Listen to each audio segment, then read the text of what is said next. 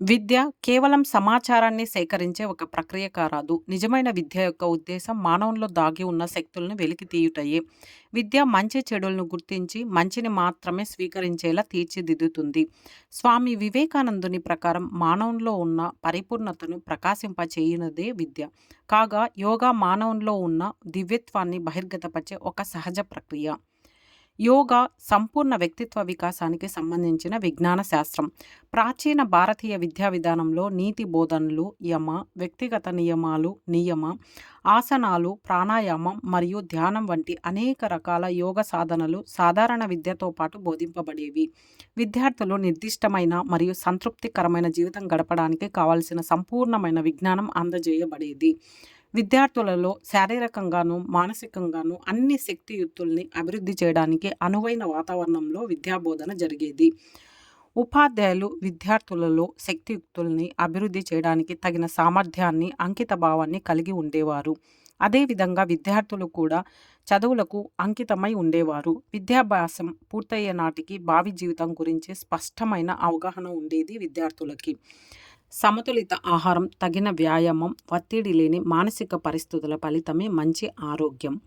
ప్రస్తుత విద్యార్థులు విద్యలో నిర్ణయింపబడిన లక్ష్య సాధన కొరకు ఇంట్లోనూ మరియు పాఠశాలల్లోనూ, కళాశాలల్లోనూ తీవ్రమైన ఒత్తిడికి గురగుచున్నారు. ఆటలకి అనుమతింపబడుటలేదు. ఈ విధంగా ఆధునిక విద్యార్థులు తగిన వ్యాయామానికి, ఒత్తిడి లేని వాతావరణానికి దూరమగుట చేత జలుబు, దగ్గు, ఊపిరితిత్తుల సమస్యలు, ఋతు సమస్యలు మొదలైన ఒత్తిడి జనిత రుగ్మతల బారిన పడుతున్నారు. ఈ పరిస్థితులను సకాలంలో నియంత్రించనిచో క్యాన్సర్, తీవ్ర రక్తపోటు, మధుమేహం, గుండెపోటు వంటి తీవ్ర అనారోగ్య సమస్యలు తలెత్తుతాయి. దీని ప్రభావం వలన విద్యా ప్రమాణాలు దెబ్బతింటాయి. ఆధునిక విద్యా సంస్థలు పరీక్షల్లో ర్యాంకుల సాధనకు కావలసిన విధంగా విద్యార్థులను తీర్చిదిద్దడంలో శ్రద్ధాసక్తులను కనబరుచుచున్నారు.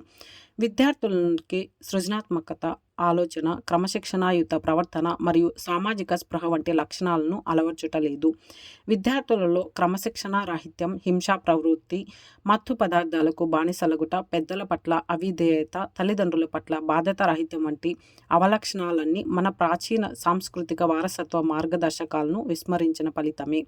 నీటి బాలలే రేపటి దేశ పౌరులు కాబట్టి వారికి ఆరోగ్యకరమైన, సమతులితమైన భావి జీవన యానానికి అనుగుణంగా వారి శారీరక, మానసిక పరిపుష్టికి తోడ్పడే సరియైన విద్యను అందజేయాలి.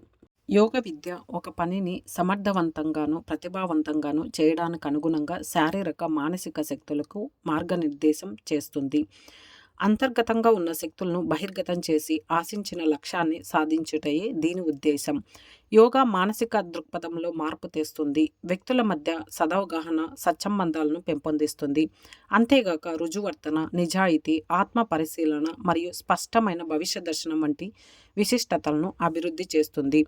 ఒత్తిడులు, ఆందోళన, ఆవేశం మొదలైన వాటితో నిండిన ఆధునిక జీవన విధానం నుండి మానవాళిని విముక్తి చేయడానికి యోగా విద్యయే సమర్థవంతమైన సాధనం. ఆసనాలు, ముద్రలు, బంధనాలు, క్రియలు మరియు ప్రాణాయామం వంటి యోగ సాధనలు చక్కని శారీరక ఆరోగ్యానికి ఎంతో మేలైనవి.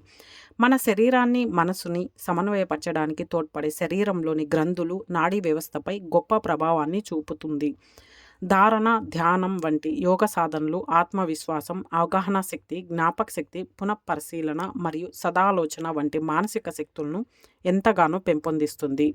తదుపరి అహింస, సత్యం, అస్తేయం, బ్రహ్మచర్యం, అపరిగ్రహం, సంతోషం, తపస్సు మరియు ఈశ్వర ప్రణిధానం అనునవి మన ప్రాచీన సాంస్కృతిక వారసత్వానికి పట్టుకొమ్మలైన కరుణ, తృప్తి, హేతుబద్ధత, అణకువ మొదలైన వాటిని పెంపొందిస్తాయి.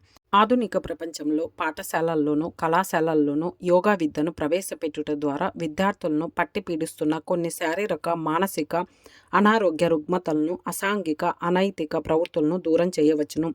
అంతేకాక వారిలో అభ్యాస నైపుణ్యాన్ని, విద్యా ప్రమాణాలను ఎంతగానో మెరుగుపరచవచ్చును.